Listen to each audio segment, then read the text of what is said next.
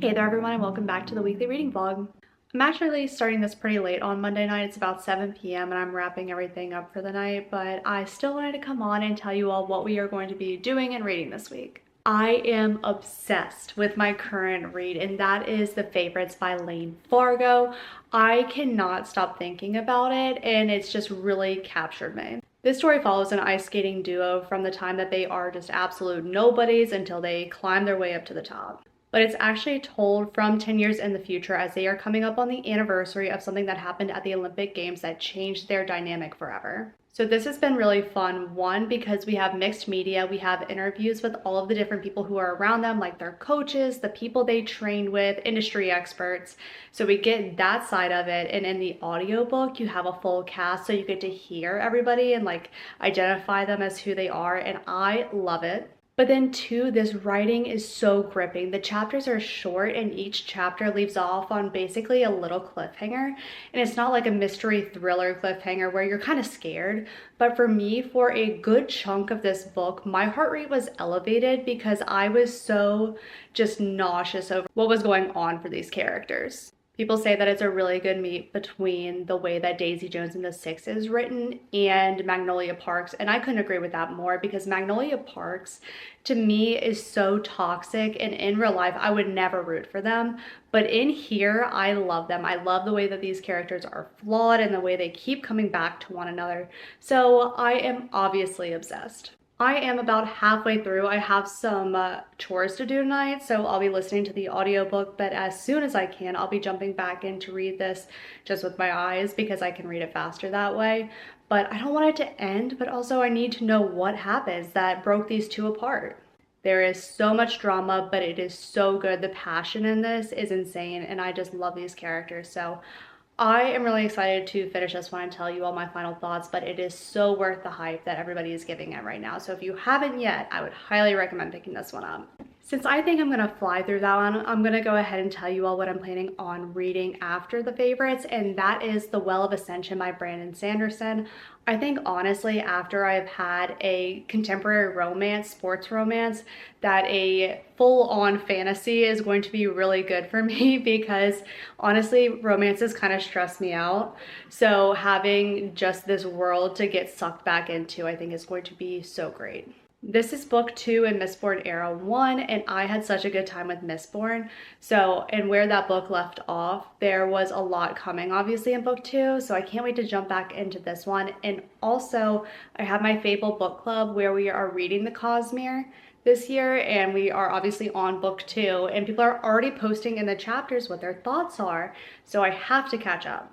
And lastly, I am going to be starting the audiobook A Killing Cold by Kate Alice Marshall tomorrow. This actually comes out tomorrow. I got it as my book of the month pick for February, but it wasn't available for download until tomorrow.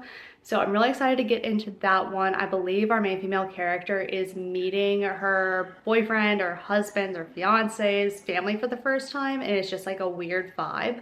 And it has like this really fun wintry setting as well. People say that it's short, it's quick, but it is really good, very immersive. So I have very high hopes for it because my last book of the month audiobook was not so good. And those are kind of my reading plans for the week. I am really excited. I don't think I have any plans coming up this weekend. My only plan for this week is my parents are coming to stay with us on Thursday night. So naturally I'll be cleaning the house like my life depends on it so that they don't think that I just live like a pig, which we don't, but you know how it goes.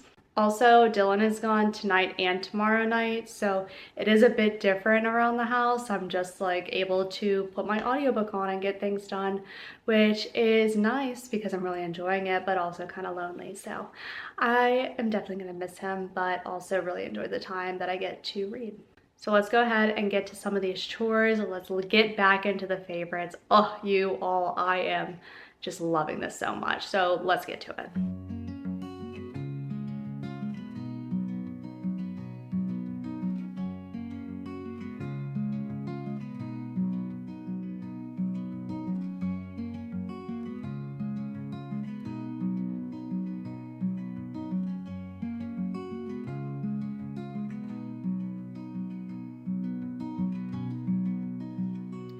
Okay, everyone, we are back home from work now, and honestly, I am so exhausted today. You want to know why? Because I could not turn my brain off last night because I was thinking too much about how messed up and just the betrayals and the lies and just the absolute agony these characters are going through in the favorites.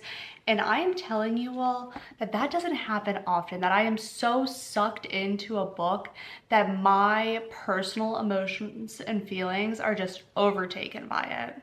I am a huge empath, and so when these characters are feeling some type of way, or I just know that something's supposed to be a certain way and it's not, and it's killing me on the inside, I am just overcome, just laying in bed for like an hour, like just in disbelief that this is going on. And honestly, it's so crazy because it's just not even that unheard of. Like, it's not actually that insane. It seems super reasonable, and that is why I think it makes it even more insane for me.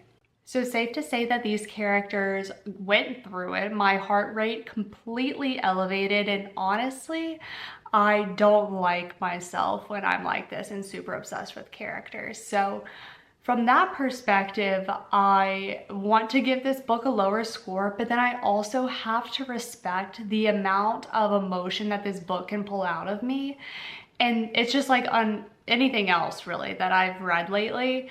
So I think from that perspective, like, do I even have a choice but to give it a 5-star rating? It feels like no. I probably honestly wouldn't recommend it if you're an empath like me who just feels everything very deeply and strongly and gets connected. So that's that. I wouldn't read it an hour before bed if you're at a good stopping point. And that sucks too. You know why? Because every chapter leaves off on those little bitty cliffhangers, and you're like, oh man, the next chapter is only 3 pages. I can do that really quick.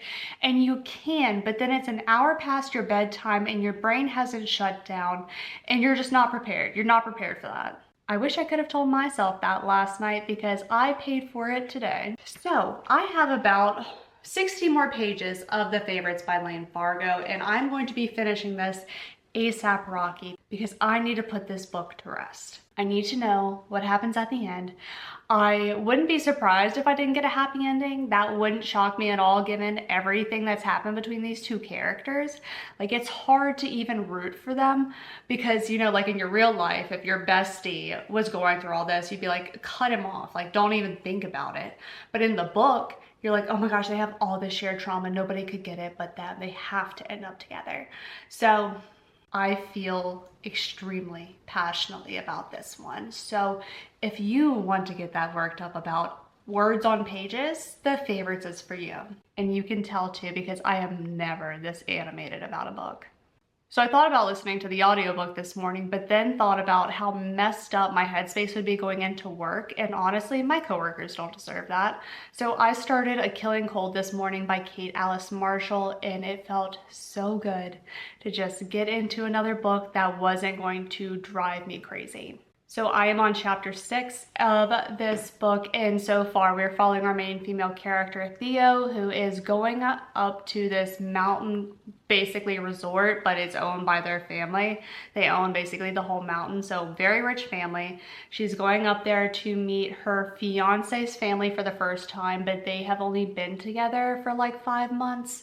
So they are very hesitant, obviously very protective because they're trying to like fend off gold diggers, but it sounds like our main female character has some other problems other than just wanting this man for his money. But she doesn't know what those problems are. We've gotten some snippets where she seems like it's repressed memories about what happened in her childhood.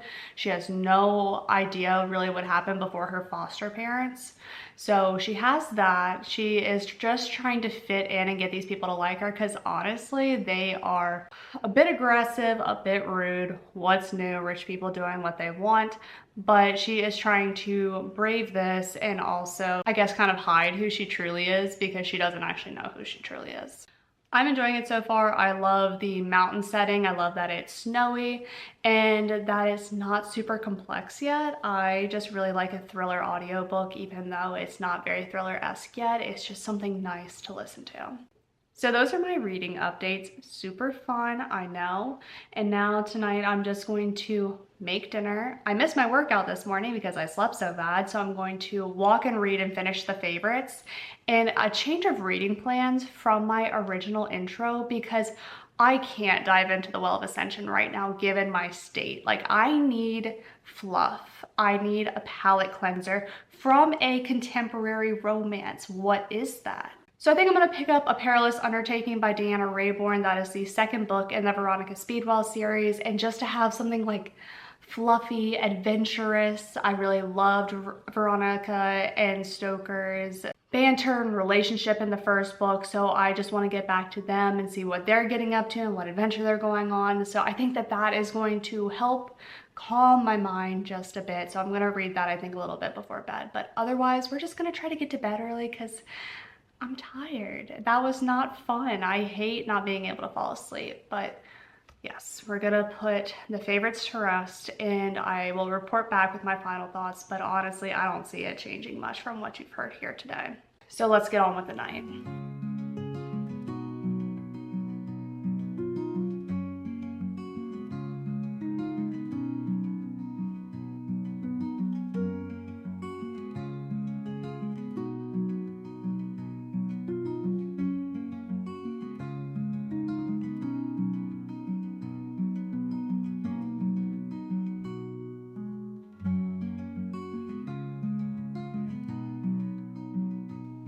Happy Wednesday, everyone. We have a couple of chatty reading updates, so let's buckle in.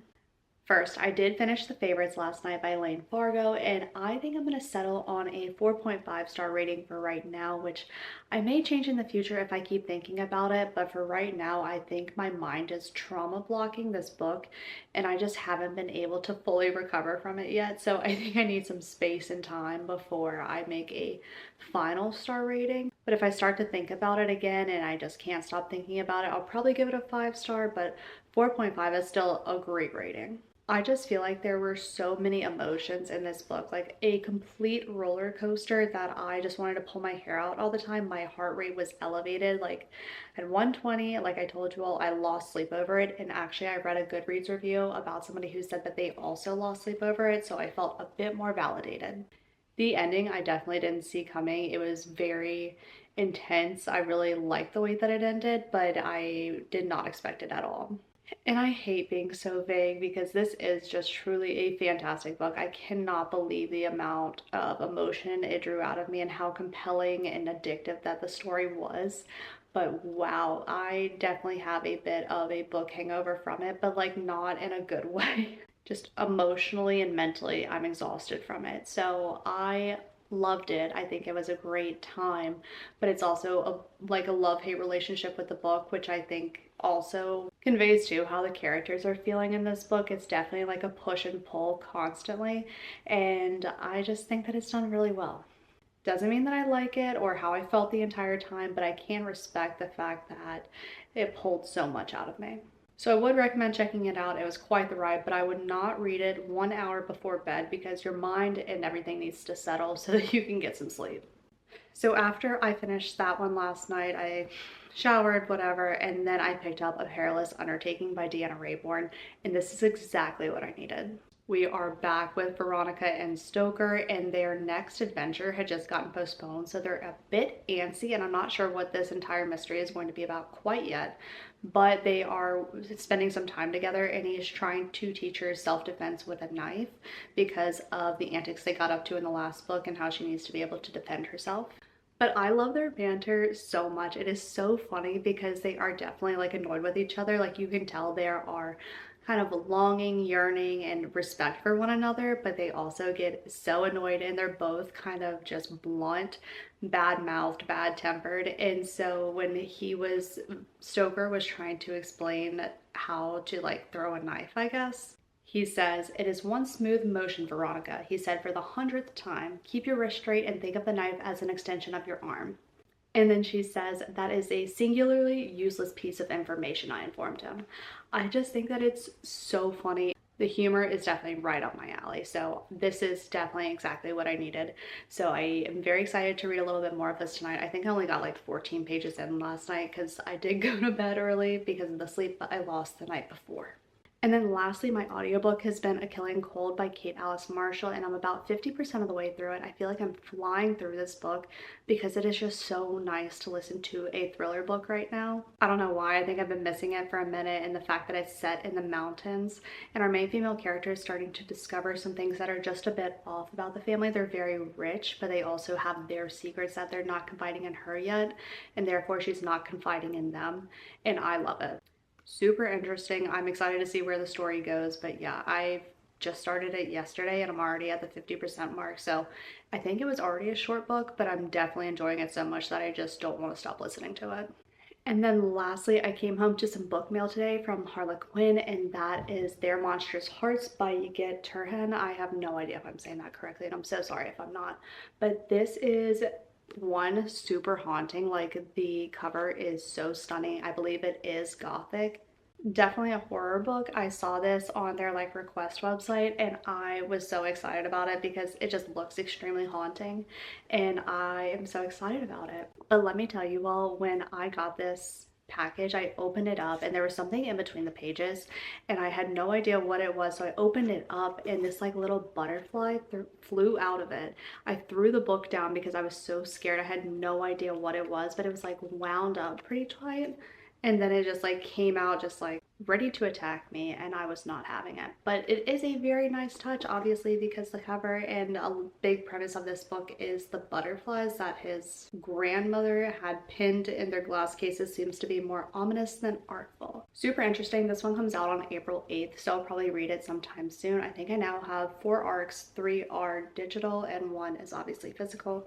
So I'll need to do like an arc reading vlog here soon so I can get caught up before I get too far behind, because we all know it is very easy to do that. But those are all my book updates. I am going to, I think, clean the room for my parents to come stay in tomorrow and then head to bed a bit early and get back to A Perilous Undertaking. I just love that book and the series so much already. And it's only book 2. I can't imagine how strongly I'll feel once I get to book 9. Halfway through the week, let's keep it pushing. We're doing okay so far, but let's get to the rest of the night.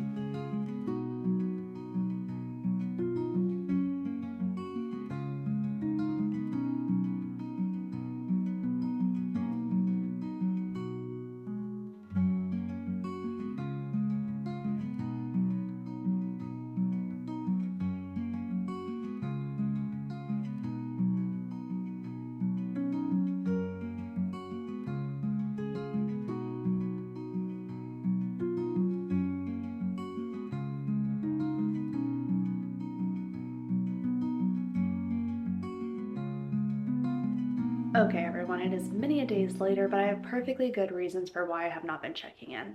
So I think I told you all that on Thursday night my parents were coming. They said they would be here between 8 and 8:30 and showed up at 6. So naturally, we did not have a lot of time to ourselves.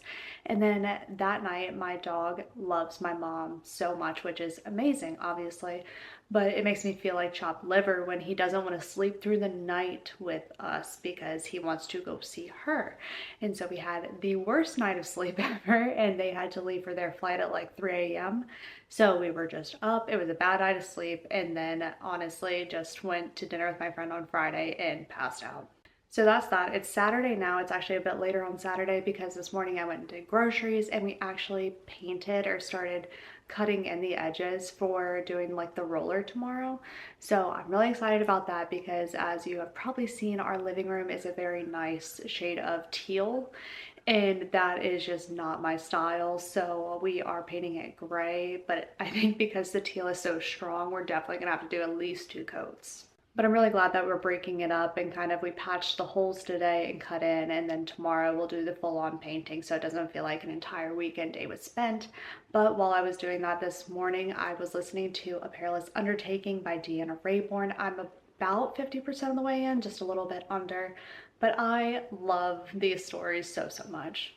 Veronica and Stoker in this one have basically been hired to be undercover detectives, but like they're complete amateurs. And this princess basically is asking them to try to get this man out of being hung for a supposed murder that he committed. And they just have like no stake in this game at all. She's just like, yeah, I mean, why not? Why not go do this so an innocent man doesn't hang? So Stoker reluctantly agrees to go along, and obviously they are going on numerous adventures and encountering many characters as they are trying to figure this out. So very fun. I love their banter. I think I say that every time I update about this book, but it's just so funny. Veronica is very open in her sexuality, which for the 1880s women, that is unheard of. And sometimes she'll look at Stoker while she's saying something that she's just thinking nothing about, and it's a little bit more sexual, and he's just like, Veronica, please. And it's so funny, and I just cannot wait for them to have like that first like physical moment where like they kiss or something happens, because definitely a slow burn. You can definitely tell there's something there, but I don't know how long it's going to take to get to that, which is fine. Draw it out, but I'm super excited for when it does happen. But my audiobook I had been talking to you all about this week was A Killing Cold by Kate Alice Marshall, and I actually finished this up yesterday. So I finished the audiobook in 4 days, which is really quick for me. It normally takes me a bit longer, but this one was also super quick. I don't even think that this book is 300 pages, so totally fine there. And I actually appreciated it so much because I feel like sometimes books are just much longer than they need to be. And this one was just so plot focused that I felt like we just kept getting information and we got like suspenseful moments. And there was definitely a clear sense of danger in this book. And I loved it. Also, the setting, they were on a mountain and a killing cold, like literally the cold will kill you if you stay out there too long. It's snowing. I felt like it was done extremely well. I was very nervous as the reader because our main female character is very inquisitive and she's asking these questions that she probably shouldn't be so she doesn't draw attention to herself, but she does anyway. But she's also super scrappy. I love that about her. She's definitely a survivor and she's not going to go down without a fight. So I had a really good time with this. I would definitely recommend the audiobook. It was really fun and I gave it 4 stars. So I will be keeping this one. And actually I got this audiobook from Book of the Month and then I just got this book from Pango so that I could reference the page numbers. So I'm really excited because I've officially read 4 books from Book of the Month this year. And that is really good for me. I feel like one of my goals for this year was to read 1 per month. So the fact that I'm at 4 already makes me feel great. And then lastly, I did acquire another book because, as we know, the Queen released another book this week, and that is none other than Deep End by Ali Hazelwood. And I have to tell you all, this is like the most stunning paperback cover I think I've ever seen. Like, this set the new gold standard for like paperback books. I am so obsessed. And then the inside, like, oh my gosh, the holding hands. I mean, like, how do you create such intimacy just with hands? I am so excited. I've seen so many reviews so far about it. Everybody says this is her spiciest book so far, and I love that. First off, no shame there. I'm so here for it. Anything she writes, I'll be reading.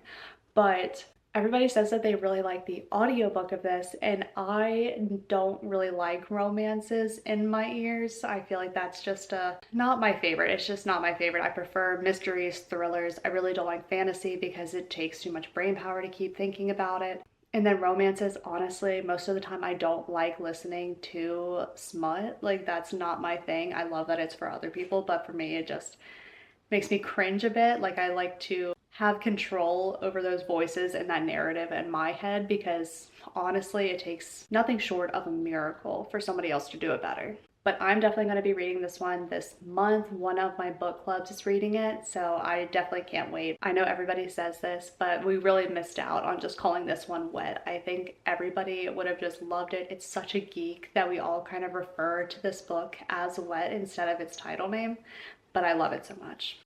So those are my reading updates. We are gonna go grab pho with some of our friends tonight, so I'm really excited. And they've never been to Second and Charles before, so we're gonna take them there, and I'm so excited. I don't know if I'll be able to keep myself together around all those books. I have so many like points, dollars that I have acquired because I have sold so many books to them over the past couple months. So we'll see how that goes, but I will check in with you all once there is more to talk about.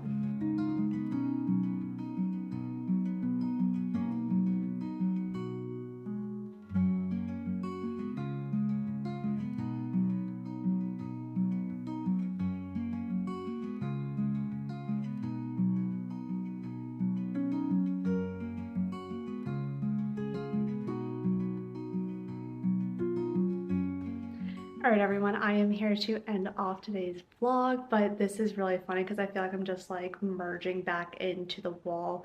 You can see that is our final color. I am so happy with it. It took most of yesterday and honestly, it was exhausting. I was not super pleased when I looked up and it was 5 o'clock and it was time to start making dinner, and then I had a pile of laundry to do. But we made it through and all of our hard work is paying off. So I'm very excited about that, but let's talk about quickly what my final thoughts were on A Perilous Undertaking by Deanna Raybourn. I gave this 4 stars. I was able to listen to it most of yesterday. Thank God for audiobooks because I was able to just feel better about doing work around the house and I was still able to get my reading in. I have pretty lofty reading goals for myself, so I really enjoy being able to just pop in an audiobook. I really appreciate it, but I had such a fun time with this one. I love Veronica and Stoker's adventures, really nothing new, and since this is the second book in a series, I'm not going to say much about it. The twist I definitely didn't see coming. It was definitely good. The romance progressed a bit, but also it was kind of devastating and the step back that it took.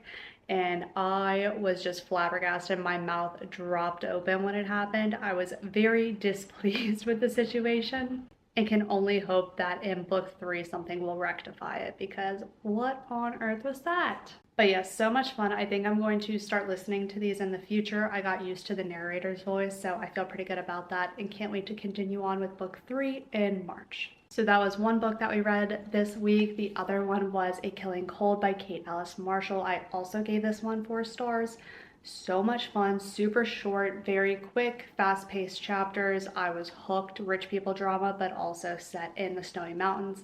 I ate it up. And lastly, this morning, I have been editing this video so far, and my reactions to The Favorites by Lane Fargo are just so funny. I love looking back on that. Like, it's one of my favorite parts of video creation because I am just sometimes so in tune and just flabbergasted by how intense books can be. So I still love this. I'm finally over my book hangover from it. I feel like those 2 other books were just good books, not fantastic or great books, but a good time, and I definitely needed that after how wrecking this one was. But I stand by the 4.5-star rating. I've seen a few other people, some people are like, this is God tier, it's my new favorite book of all time, and I love that for them. But for me, how just spent, just utterly wrecked and exhausted I was after reading this book, it can't be any more than a 4.5-star rating. I want to feel good and just so excited after I'm done and want to reread it, but I don't think I would ever put myself through the emotional turmoil that this book was again. Do I still recommend it? Yes, I do. And those are all the books we ended up reading this week. I finished 3 books. I think that is the first time that I've done that this year.